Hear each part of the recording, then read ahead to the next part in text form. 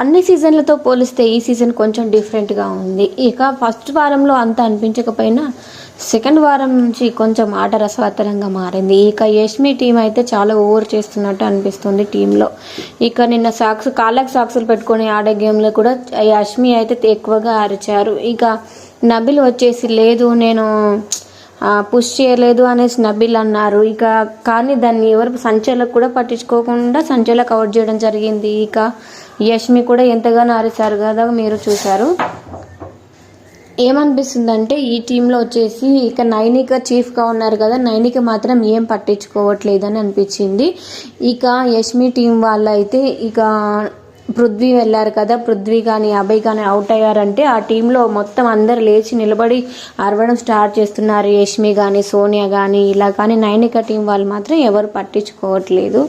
నైనిక సైలెంట్గానే ఉంటున్నారు, సీత సైలెంట్గానే ఉంటున్నారు. ఇక విష్ణుప్రియకు గేమ్ ఆడినప్పుడు విష్ణుప్రియ అరిచారు, నువ్వు పుష్ చేయమన్నావు కాబట్టి నేను పుష్ చేశాను అనేసి సంచలక్ అన్నారు. కాకపోతే నేను పుష్ చేయొద్దు అనేసి అన్నాను, చేయమని అనలేదని సంచలక్ అన్నారు ప్రేరణ.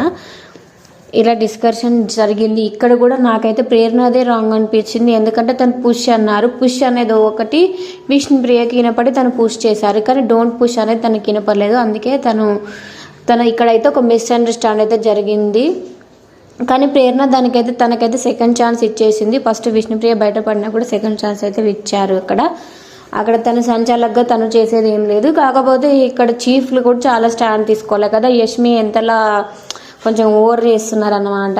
ఇప్పుడు తన టీం మెంబర్స్ విషయానికి వచ్చినప్పుడు తను ఎక్కువగా మాట్లాడడం జరుగుతుంది. కానీ నైనిక టీం వాళ్ళు మాత్రం ఏం మాట్లాడట్లేదు. ఇదే వీళ్ళకైతే మైనస్ పాయింట్. ఈ వారం నామినేషన్లో నైనిక ఉంది కాబట్టి ఎక్కువ శాతం ఎలిమినేట్ అయ్యే ఛాన్సెస్ సీత నైనిక వీళ్ళిద్దరి మధ్యలో కొంచెం డేంజర్ జోన్లో ఉన్నారని చెప్పుకోవచ్చు.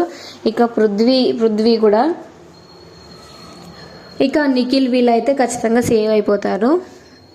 ఇక ఇలాంటి మరిన్ని అప్డేట్స్ కోసం మన ఛానల్ని సబ్స్క్రైబ్ చేసుకోండి. Thanks for watching.